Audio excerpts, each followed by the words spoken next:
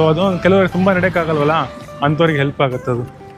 ಮುಂದೆ ಎಲ್ಲ ಸುಳ್ಳು ಹೇಳಬಾರ್ದು, ಶಿವ ನೋಡ್ತಾ ಇರ್ತಾನೆ. ಸೊ ಇಲ್ಲಿಂದ ಇನ್ನೊಂದು 300-400 ಮೀಟ್ರ್ ಇದೆ ನೆಕ್ಸ್ಟ್ ವರುಣಲಿಂಗ.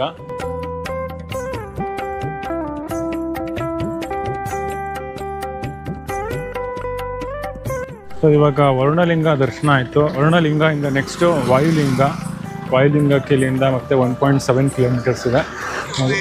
ಮಧ್ಯದಲ್ಲಿ ಈ ಥರ ಮಸಾಜ್ ಮಾಡೋದೆಲ್ಲ ಇಟ್ಟಿರ್ತಾರೆ. ತುಂಬ ಕಾಲು ನೋವಾದವರು ಅವರು ಈ ಥರ ಎಲ್ಲ ಇಲ್ಲಿ ಕಾಲು ಹಿಡ್ಕೊಂಡು ನಿಮಗೆ ತುಂಬ ಪೇನ್ ಆಗಿರುತ್ತಲ್ಲ, ಸೊ ಅವರು ಈ ಥರ ಮಸಾಜ್ ಮಾಡಿಸ್ತಾರೆ. ಒಂದು ಸ್ವಲ್ಪ ಹೊತ್ತಿಗೆ ಎಷ್ಟು ಅಂತ ನಂಗೆ ಗೊತ್ತಿಲ್ಲ, ರೇಟು ಮಾಡಿಸ್ಕೊತಾ ಇರ್ತೀನಿ ಅದನ್ನು. ಸೊ ಅದು ಕೆಲವರಿಗೆ ತುಂಬ ನಡೆಯೋಕ್ಕಾಗಲ್ವಲ್ಲ, ಅಂಥವ್ರಿಗೆ ಹೆಲ್ಪ್ ಆಗುತ್ತೆ ಅದು.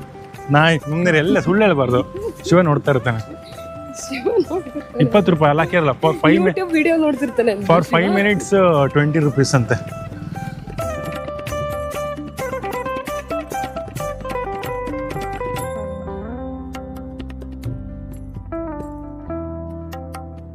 ಸೊ ಇವಾಗ ವಾಯುಲಿಂಗ ದರ್ಶನ ಆಯಿತು.